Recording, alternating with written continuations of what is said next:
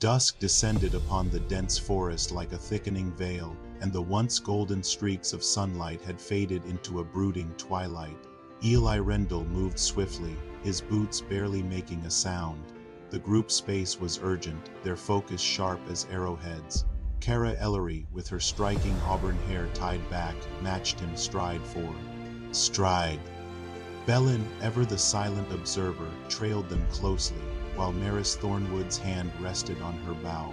Gavriel Stormrider brought up the rear, his usual roguish banter subdued by the gravity of their mission.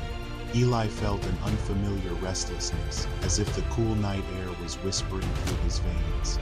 He couldn't shake the sensation that something was amiss. The broken crown seemed to hum in the back of his mind, a ghostly echo of power he was only beginning to comprehend. "Keep your eyes peeled," Eli murmured, his voice low. "The forest is too quiet." Cara nodded, her eyes reflecting the same tension. "Perhaps the creatures sense a storm brewing," she suggested. "Or maybe they sense the storm within you," made Gavriel quip from behind, his attempt at humor failing to mask his concern. "Let's hope not," Eli replied with a wry smile. "We have enough trouble without my inner tempest scaring off the wildlife." As darkness enveloped the forest completely, casting long dancing shadows, Eli's restlessness grew. It was as if the very earth beneath his feet pulsed in tandem with his burgeoning powers. "Something's coming," he said suddenly, stopping in his tracks. "I can feel it." "Feel what?" Cara asked, peering into the gloom. "Change," Eli replied, his dark hair falling across his brow. "And it's closer than we think." A shiver ran through the underbrush, sending a tremor up Eli's spine. Without warning, his vision blurred, the world dissolving into a sea of shimmering light. He stumbled, gripping a tree root for support. "Eli?" Cara's voice cut through the haze. "Something's happening," he gasped. Before his eyes, the forest transformed. A great chasm split the ground, and from it, tendrils of dark energy spiraled skyward, coalescing into a towering figure cloaked in midnight robes. Rosna, ancient deity of chaos, stood before him, eyes ablaze with malice. The vision shifted, showing Eli a younger version of himself, his fingers grazing the broken crown's jagged edges.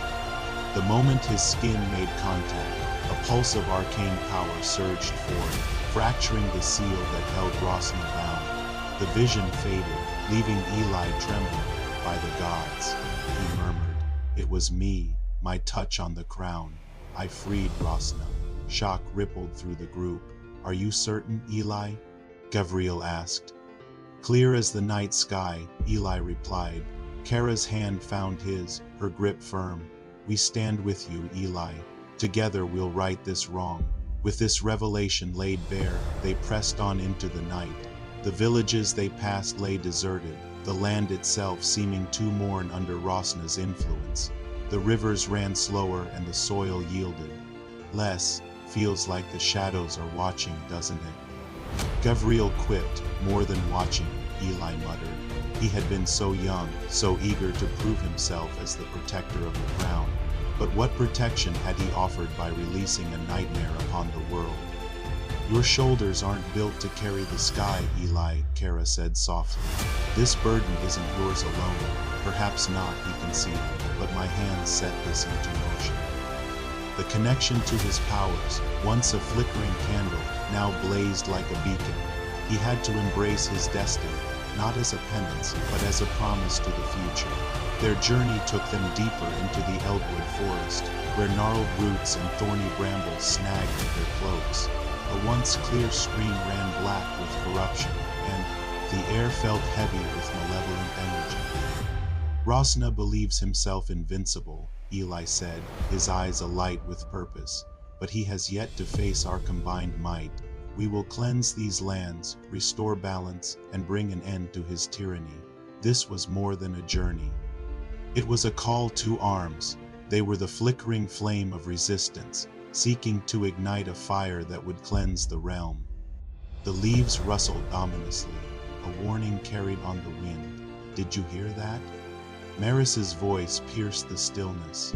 The question was swallowed by a guttural growl emanating from the shadows. "Positions," Bellin commanded, drawing his sword with a swift, ringing sound. They formed a tight circle, backs to each other, as a chorus of snarls surrounded them. Eli felt a surge of energy. He extended his hand, whispering an incantation, and a faint blue glow enveloped the group. "Show yourselves." Gavriel taunted, his smirk replaced by a steely gaze. Get the Sorcerer's Heir at RodneyHenryBox.com.